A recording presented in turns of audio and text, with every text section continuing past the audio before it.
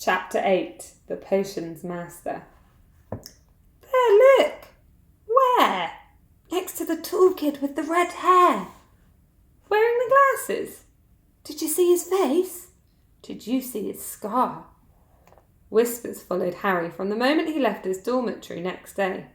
People queuing outside classrooms stood on tiptoe to get a look at him, or doubled back to pass him in the corridors again, staring. Harry wished they wouldn't, because he was trying to concentrate on finding his way to classes. There were 142 staircases at Hogwarts. Wide, sweeping ones, narrow, rickety ones, some that led somewhere different on a Friday, some with vanishing steps halfway up that you had to remember to jump. Then there were doors that wouldn't open unless you asked politely or tickled them, in exactly the right place. And doors that weren't really doors at all, but solid walls just pretending. It was also very hard to remember where anything was, because it all seemed to move around a lot. The people in the portraits kept going to visit each other, and Harry was sure the coats of armour could walk. The ghosts didn't help either. It was always a nasty shock when one of them was gliding suddenly through a door you were trying to open. Nearly Headless Nick was always happy to point new Gryffindors in the right direction, but Peeves the poltergeist was worth 2 locked doors and a trick staircase if you met him when you were late for class. He would drop waste paper baskets on your head, pull rugs from under your feet, pelt bits of chalk, or sneak up behind you, invisible, grab your nose and screech, "Got your cock!" Even worse than Peeves, if that was possible, was the caretaker, Argos Filch. Harry and Ron managed to get on the wrong side of him on their very first morning. Filch found them trying to force their way through a door which unluckily turned out to be the entrance of the out-of-bounds corridor on the 3rd floor. He wouldn't believe they were lost, was sure they were trying to break into it on purpose, and was threatening to lock them in the dungeons when they were rescued by Professor Quirrell, who was passing. Filch owned a cat called Mrs. Norris, a scrawny dust-coloured creature with bulging lamp-like eyes, just like Filch's. She patrolled the corridors alone. Breaker all in front of her, but just one toe out of line, and she'd whisk off for Filch, who'd appear, wheezing, 2 seconds later. Filch knew the secret passageways of the school better than anyone, except perhaps the Weasley twins, and could pop up as suddenly as any of the ghosts. The students all hated him, and it was the dearest ambition of many to give Mrs. Norris a good kick. And then, once she'd managed to find them, there were the lessons themselves. There was a lot more to magic, as Harry quickly found out, than waving your wand and saying a few funny words. They had to study the night skies through their telescopes every Wednesday at midnight and learn the names of different stars and the movements of the planets. 3 times a week they went out to the greenhouses behind the castle to study herbology with a dumpy little witch called Professor Sprout, where they learnt how to take care of all the strange plants and fungi and found out what they were used for. Easily the most boring lesson was History of Magic, which was the only class taught by a real ghost. Professor Binns had been very old indeed when he'd fallen asleep in front of the staff room fire and got up next morning to teach, leaving his body behind him. Binns droned on while they scribbled down names and dates and got Emmerich the Evil and Ulrich the Oddballs mixed up. Professor Flitwick, the charms teacher, was a tiny little wizard who had to stand on a pile of books to see over his desk. At the start of their first lesson, he took the register, and when it reached Harry's name, he gave an excited squeak and toppled out of sight. Professor McGonagall was different again. Harry had been quite right to think she wasn't a teacher to cross. Strict and clever. She gave them a talking to the moment they sat down in her first class. "Transfiguration is some of the most complex and dangerous magic you will learn at Hogwarts," she said. "Anyone messing around in my class will leave and not come back. You have been warned." Then she changed her desk into a pig and back again. They were all very impressed and couldn't wait to get started, but soon realised they weren't going to be changing the furniture into animals anytime soon. After making a lot of complicated notes, they were each given a match and started trying to turn it into a needle. By the end of the lesson, only Hermione Granger had made any difference to her match. Professor McGonagall showed the class how it had gone all silver and pointy, and gave Hermione a rare smile. The class everyone had been looking forward to was Defence Against the Dark Arts, but Quirrell's lesson turned out to be a bit of a joke. His classroom smelt strongly of garlic, which everyone said was to ward off a vampire he'd met in Romania, and was afraid would be coming back to get him one of these days. His turban, he told them, had been given to him by an African prince as a thank you for getting rid of a troublesome zombie. But they weren't sure they believed this story. For one thing, when Seamus Finnegan asked eagerly to hear how Quirrell had fought off the zombies, Quirrell went pink and started talking about the weather. For another, they had noticed that a funny smell hung around the turban, and the Weasley twins insisted that it was stuffed full of garlic as well, so that Quirrell was protected wherever he went. Harry was very relieved to find out that he wasn't miles behind everyone else. Lots of people come from Muggle families like him. Hadn't had any idea that they were witches or wizards. There was so much to learn that even people like Ron didn't have much of a head start. Friday was an important day for Harry and Ron. They finally managed to find their way down to the Great Hall for breakfast without getting lost once. "What have we got today?" Harry asked Ron as he poured sugar on his porridge. "Double potions with the Slytherins," said Ron. "Snape's head of Slytherin House. They say he always favours them. We'll be able to see if that's true." "Wish McGonagall favoured us," said Harry. Professor McGonagall was head of Gryffindor House, but it hadn't stopped her from giving them a huge pile of homework the day before. Just then, the post arrived.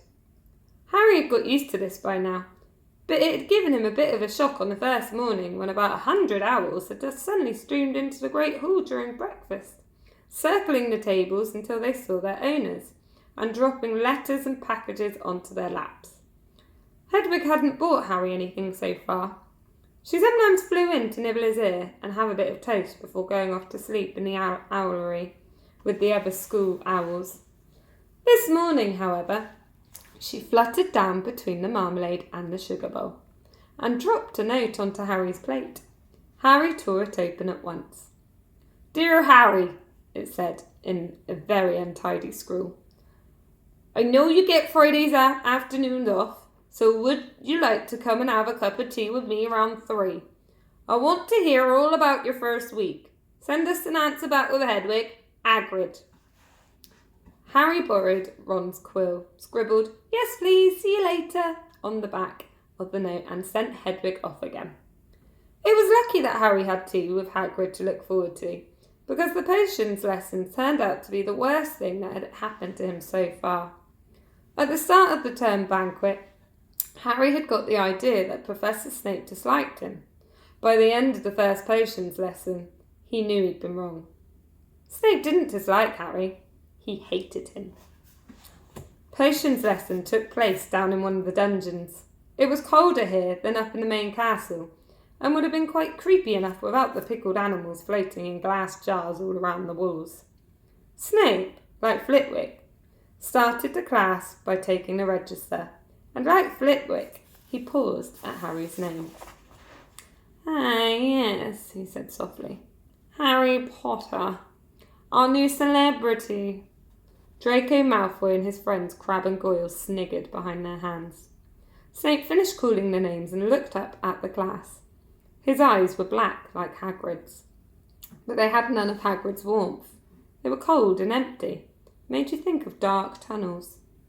"You are here to learn the subtle science and exact art of potion making," he began. He spoke in barely more than a whisper, but they caught every word. Like Professor McGonagall, Snape had the gift of keeping a class silent without effort. "As there is a little foolish wand waving here, many of you will hardly believe this is magic. I don't expect you will really understand the beauty of the soft simmering cauldron with its shimmering fumes, the delicate power of liquids that creep through human veins, bewitching the mind, ensnaring the senses. I can teach you how to bottle fame, brew glory, even stop a death. If you aren't as big a bunch of dunderheads as I usually have to teach." More silence followed this little speech. Harry and Ron exchanged looks with raised eyebrows. Hermione Granger was on the edge of her seat and looked desperate to start proving that she wasn't a dunderhead. "Potter," said Snape suddenly, "what would I get if I added powdered root of asphodel to an infusion of woodworm?" "Powdered root of what to an infusion of what?" Harry glanced at Ron, who looked as stumped as he was. Hermione's hand shot into the air. "I don't know, sir," said Harry. Snape's lips curled into a sneer. "Tut, tut! Fame clearly isn't everything." He ignored Hermione's hand. "Let's try again, Potter. Where would you look if I told you to find me a bazaar?" Hermione stretched her hand as high into the air as it would go without leaving her seat. But Harry didn't have the faintest idea what a bazaar was. He tried not to look at Malfoy, Crabbe and Goyle, who was shaking with laughter.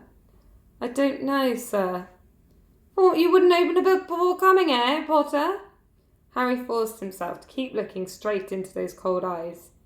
He had looked through his books at the Dursleys, but did Snape expect him to remember everything in 1,000 magical herbs and fungi? Snape was still ignoring Hermione's quivering hand. "What's the difference, Potter, between Monkshood and Wolfsbane?" At this, Hermione stood up, her hand stretching upwards towards the dungeon ceiling. "I don't know," said Harry quietly. "I think Hermione does, though. Why don't you try her?" A few people laughed. Harry caught Seamus's eye, and Seamus winked. Snape, however, was not pleased. "Sit down!" he snapped at Hermione. "For your information, Potter, asphodel and woodworm make a sleeping potion so powerful that it's known as the Draught of Living Death. A bazaar is a stone that's taken from the stomach of a goat, and it will save you from most poison. As for Monkshood and Wolfsbane, they are the same plant, which also goes by the name of aconite. Well, why aren't you all copying that down?" There was a sudden rummaging for quills and parchment. Over the noise, Snape said, "And a point will be taken from Gryffindor House for your cheek, Potter." Things didn't improve for the Gryffindors as the potion lesson continued. Snape put them all into pairs and set them to mixing up a simple potion to cure boils. He swept around in his long black cloak, watching them weigh dried nettles and crushed snake fangs, criticising almost everyone except Malfoy, who he seemed to like.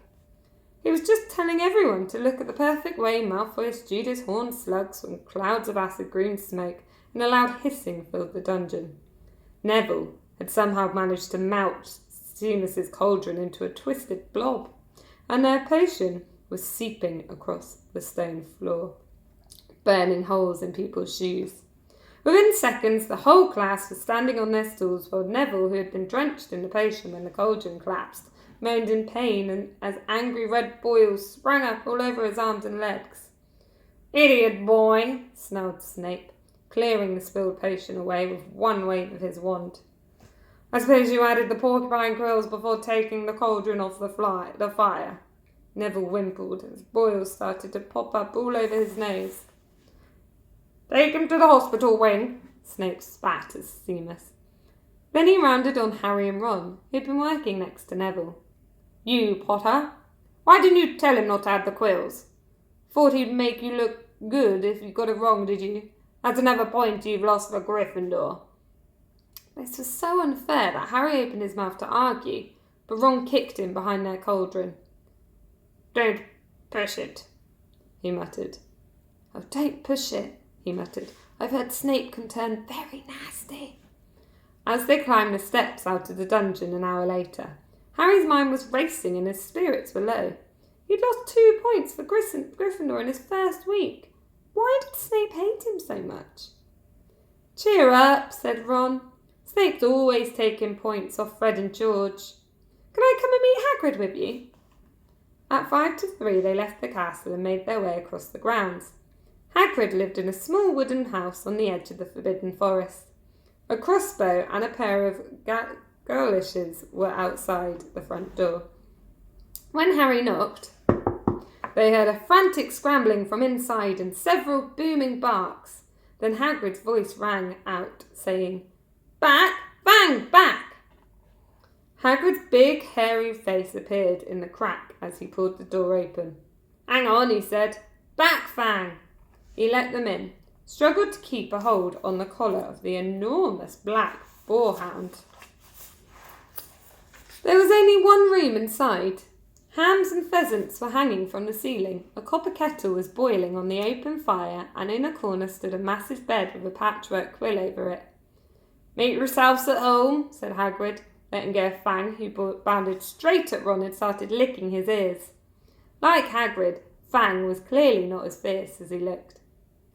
"This is Ron," Harry told Hagrid, who was pouring boiling water into a large teapot and putting rock cakes onto a plate. "Another Weasley, eh?" said Hagrid, glancing at Ron's freckles. "I spent half me life chasing your twin brother away from the forest."